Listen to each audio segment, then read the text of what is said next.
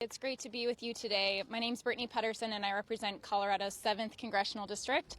I got involved in politics. I never planned on working on housing policy. I got involved 16 years ago and was elected to the legislature for 10 years. On my journey in the legislature, I focused on our public education system and our public health system.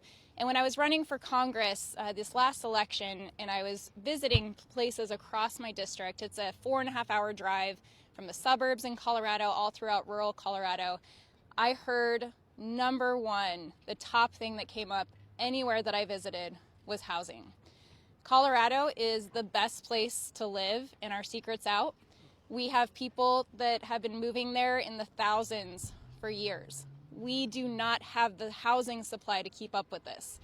In our rural communities, we have people who have lived there their entire lives, who have seen the home values increase threefold in just 2 years during the pandemic because of the ability to work remotely and people coming to those communities. They're being pushed out from the places they've lived their whole lives, the place that they want to live with their families. And I've heard from businesses that are unable to actually hire the workforce and keep workers in their communities because they can't afford a place to live. This is a crisis.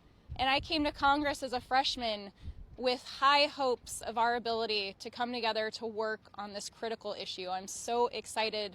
I was very excited to be on the housing subcommittee, which is why I wanted to be on financial services. And it's been incredibly disappointing, not just from the dysfunction that we've seen in Washington and the inability to do the basic function of our job, like fund the government and pass a budget.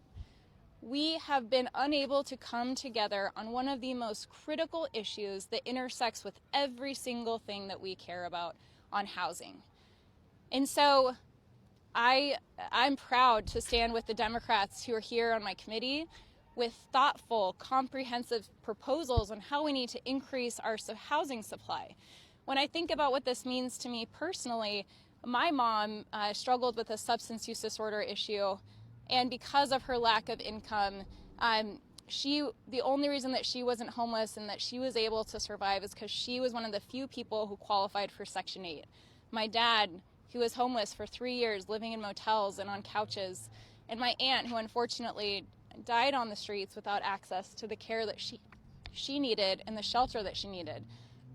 We spend so much more on the back end when we don't help people who are desperate, get them access to the mental health services, the substance use disorder, treatment and recovery services, and the transitional housing, helping our seniors actually have a place where they can downsize and move so that it brings room for the next generation of home ownership.